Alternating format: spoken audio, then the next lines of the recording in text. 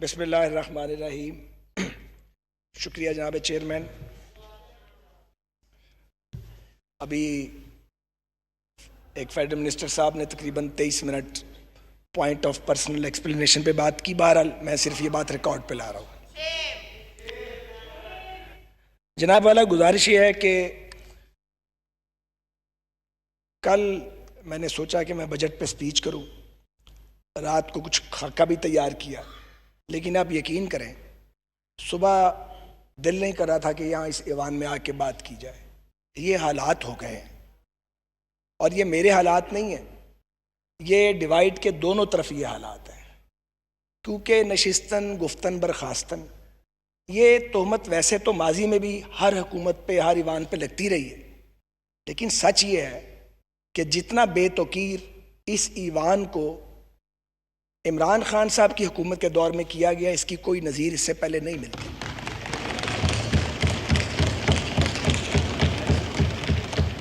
ہم یہاں یہ درست کہا، ایک پی ٹی آئی کے کسی دوست نے بھی یہ بات کی، میری بہن نفیسہ شاہ صاحبہ نے بھی ابھی بات کی، ہم یہاں پہ ایک دوسرے کے گریبان پھاڑنے تو نہیں آتے، ایک دوسرے کی بے عزتی کرنے کا مینڈیٹ لے کے تو ہم یہاں نہیں آتے۔ لوگوں نے ہمیں اس لیے ووٹ تو نہیں دیا کہ ہم ہر وقت ایک دوسرے کے اندر کیڑے ڈالیں، کیڑے نکالیں۔ تنقید کرنی چاہیے، تنقید ہونی چاہیے، لیکن تنقید تو تب کرے جب کوئی سننے والا ہو، کوئی بات پہ عمل کرنے والا ہو، کوئی تجویز لینے والا ہو۔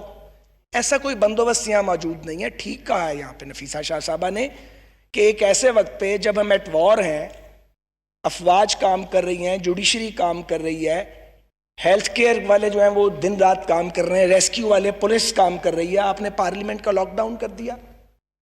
لوگ یہ سوچنے میں حق بجانب ہیں کہ لوگوں کی جانیں جا رہی ہیں، کیا سیاسی قیادت کی جانیں پاکستان کے عام لوگوں سے زیادہ قیمتی ہیں؟ کتنا خوف ہے کرونا کا کہ ہم یہاں بات نہیں کر سکتے۔ اللہ تعالیٰ سب کو اپنی حفظ و امان میں رکھے، لیکن جب حالت جنگ میں قومیں ہوتی ہیں تو اگر واقعی جمہوریت ہو، واقعی وہاں پہ پارلیمنٹ فنکشنل ہو، تو پھر وہاں پہ پارلیمنٹس کا لاک ڈاؤن نہیں کیا جاتا۔ سچ یہ ہے کہ پاکستان میں جمہوریت نہیں۔ کوئی اس بات کو جلدی مان گیا ہے، کوئی اس بات کو اب مان رہا ہے، کوئی تھوڑے دن بعد مان جائے گا۔ ویسے تو پی ٹی آئی کی گورنمنٹ نے بہت بڑے بڑے اعزازات حاصل کیے ہیں پاکستان کی تاریخ میں، لیکن جو کمال کیا ہے وہ یہ کہ آپ نے وہ وعدے کیے اور وہ نعرے لگائے جن کی تکمیل کا کوئی تصور بھی نہیں کر سکتا تھا۔ آپ نے 90 دن میں کرپشن ختم کرنی تھی، آپ نے 1 کروڑ نوکریاں دینی تھی، آپ نے 50 لاکھ گھر بنانے تھے، آپ نے سارے چوروں کو، اور ظاہر ہے کہ سارے چور بقول آپ کی اپوزیشن میں ہیں، ان کو الٹا لٹکا کے ان کے پیٹ پھاڑ کے اس میں سے قومی دولت نکالنی تھی، اور آپ نے پاکستان میں انصاف کا دورہ کر دینا تھا۔ یہ تھا آپ کا سلوگن، اور آپ نے پاکستان کی اکانومی کو رائز کرنا تھا، اور آپ کے لیڈر فرماتے تھے اور بار بار یہ بھاشن دیتے تھے کہ جب غربت بڑھ جائے تو سمجھ لو کہ وزیر اعظم چور ہے۔ وہ فرمایا کرتے تھے اور وہ باقاعدہ نقلیں اتارتے تھے کہ کشکول لے کر پھرتے ہیں اور مجھے شرم آتی ہے، میں تو خودکشی کر لوں گا۔ اللہ نہ کرے وہ کبھی خودکشی کریں، لیکن آپ نے پاکستانی قوم کو خودکشیوں پہ مجبور ضرور کرتی ہے۔ آپ یہ دیکھیے، اب 2 سال ہو گئے آپ کو آئے، آپ کو مقابلہ کرنا تھا بھوک کا، بے روزگاری کا، غربت کا، ناانصافی کا۔ آپ کو مقابلہ کرنا تھا انڈین ایگریشن کا، آپ نے مقابلہ کیا صرف اپوزیشن کا، اور اس کے بعد اس آزاد میڈیا کا جو آپ پہ تنقید کرتا ہے۔ آپ نے یہ بھی نہیں سوچا کہ یہ وہی لوگ ہیں جو آپ کی حکومت لانے والوں میں شامل تھے، آپ نے ان کو بھی ٹارگٹ کر دیا۔ آج میر شکیل پابند سلاسل ہے، تو جنگ اور جیو تو آپ کا سب سے بڑا سپورٹر تھا، تب وہ ٹھیک تھے، آج وہ غلط ہے۔ آپ نے جیلیں بھر دی اپنے مخالفین سے، ہمیں آپ نے چور ڈکلیئر نوٹیفائیڈ کر دیا، آپ کی نظر میں ہم سب چور ہیں۔ مجھے بتائیے اس سے پاکستان کو کیا ملا؟ آپ نے کرپشن کی رقم جو آپ بتاتے تھے، کون سا ٹکا آپ نے ریکور کیا؟ آپ کے حالات یہ ہیں کہ بجٹ سر پہ ہے، شہباز شریف کو پکڑنے کا بڑا شوق تھا، بجٹ گزار لیتے۔ آپ میں اتنی قوت برداشت بھی نہیں ہے۔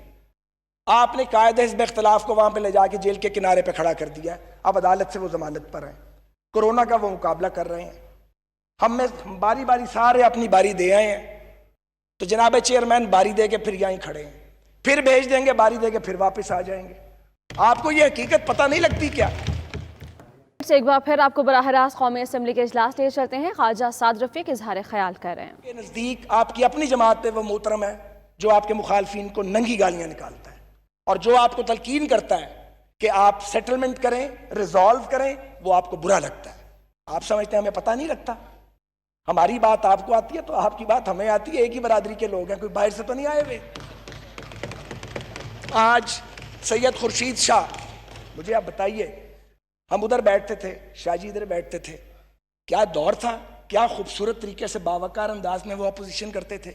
اس سینئر پولیٹیشین کو جیل میں ٹھونسا ہوا ہے، حمزہ شہباز جیل میں پڑا ہوا ہے، خواجہ آصف صاحب نیب کی پیشیاں بھگت رہے ہیں، جب سے پارلیمنٹری لیڈر بنے ہیں ان کی پیشیوں میں تیزی آ گئی ہے۔ رانا ثناء اللہ خان ایک جیل کاٹ آیا، دوسری جیل کے دہانے پہ کھڑا کیا ہوا ہے۔ آپ کو ملتا کیا اس سارے کام سے؟ آپ کیا خیال ہے یہ لوگ اپنا دین دھرم بدل لیں گے، اپنے موقف بدلیں گے؟ صرف آپ ایک نفرت پیدا کر رہے ہیں جو ہماری اولادوں تک جا رہی ہے۔ میں بتا رہا ہوں آپ کو، ہم نہیں دے رہے وہ نفرت، آپ اگلی نسل میں اس نفرت کو منتقل کر رہے ہیں۔ آپ سیاسی دشمنی کو، سیاسی اختلاف کو دشمنی میں آپ نے بدل ڈالا ہے۔ یہ پاکستان چکتائے گا اس کی قیمت۔ آپ میں سے بہت سارے پالیٹکس میں ہی نہیں ہوں گے، فارغ ہو گئے ہوں گے، ان کا نام ہی نہیں ہوگا سیاست میں، بہت سارے گھروں میں چلے گئے ہوں گے، مگر پاکستان اس کو بھگتے گا۔ معاف کر دیں پاکستان کو، معاف کر، رحم کریں اس ملک کے اوپر۔ ہم اینڈ پہ آ گئے ہیں۔ اس ملک میں مشرقی پاکستان کے ٹوٹنے سے سبق نہیں سیکھا گیا، تو کرونا کے اس حملے سے ہی سبق سیکھ لیجئے۔ یہ کرونا کی جو ایک عذاب ہم پہ آیا ہے پوری دنیا پہ، اس کرونا کے اندر سے اپرچونٹی مل سکتی تھی۔ ہر مشکل میں ایک اپرچونٹی ہے، مگر آپ کے پاس وہ کیپیسٹی نہیں ہے، آپ تو بات چیت کرنے کی پوزیشن میں نہیں ہیں، آپ اس پوزیشن میں نہیں ہیں کہ آپ اپوزیشن کے ساتھ قومی معاملات پہ گفتگو کر سکیں۔ 11 ووٹوں کی آپ کی حکومت ہے، وہ 11 بھی آپ کے اپنے ووٹ نہیں ہیں۔ آپ کو بھی پتا وہ ووٹ کہاں سے آئے ہوئے ہیں، اور ہمیں بھی پتا کہاں سے آئے ہوئے ہیں۔ کوئی 2/3 میجورٹی ہوتی ہے، یا تو 2/3 میجورٹی بھی نہیں چلی۔ 2/3 میجورٹی کا جو یہاں حشر ہوا تھا وہ بھی تاریخ کا حصہ ہے۔ آپ کس غلط فہمی کا شکار ہیں؟ میں آپ سے صرف یہ عرض کرنا چاہتا ہوں کہ فال آف کشمیر کے بعد فال آف اکانومی ہو چکا ہے۔ آج لوڈ شیڈنگ پھر شروع ہو چکی ہے، پیٹرول کے لیے لائنیں لگ رہی ہیں، آٹا چینی کا بحران پیدا ہو چکا ہے۔ مجھے بتائیے آپ پاکستان کو کدھر لے کے جا رہے ہیں؟ یہ آپ کا بجٹ، میں 4 فگر صرف پڑھ دیتا ہوں۔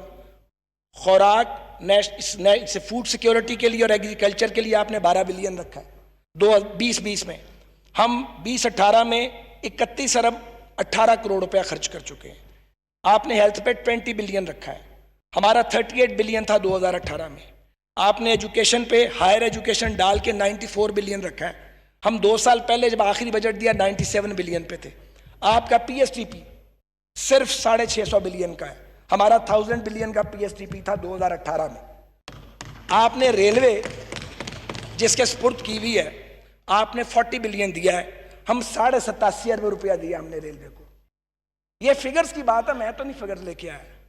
آپ کا بجٹ خسارہ 7% ہے، ہمارا آخری خسارہ 4.9% تھا۔ ہم مان جاتے ہیں کہ ہم نے مصنوعی طور پہ روپے کی قیمت بڑھائی تھی، ہم نے مصنوعی طور پہ کاروبار کا پہیہ چلا دیا تھا، ہم نے مصنوعی طور پہ لوڈ شیڈنگ ختم کر دی تھی، ہم نے مصنوعی طور پہ سارے کام کیے ہوں گے، موٹر ویز بھی مصنوعی بنا دی ہوں گی، بٹ بن گئی تھی، ایئرپورٹ بھی بن گئے، ایکسپریس ویز بھی۔ آپ بھی مصنوعی طور پہ کچھ کر لیتے، آپ سے تو مصنوعی طور پہ بھی کچھ نہیں ہوا۔ آپ کے 2 سال میں آپ نے ہمارے 5 سال جتنا قرض لیا۔ قومی اسمبلی کا اجلاس جاری ہے۔ رہنما مسلم لیگ نون خواجہ سعد رفیق اظہار خیال کر رہے تھے۔ ان کا کہنا تھا کہ وزیر اعلیٰ پنجاب کے نوٹس لینے پر بہت ساری باتیں ہوتی رہتی ہیں، لیکن حقیقت کی اگر بات کی جائے تو یہاں پر اب کچھ بھی نہیں ہو رہا۔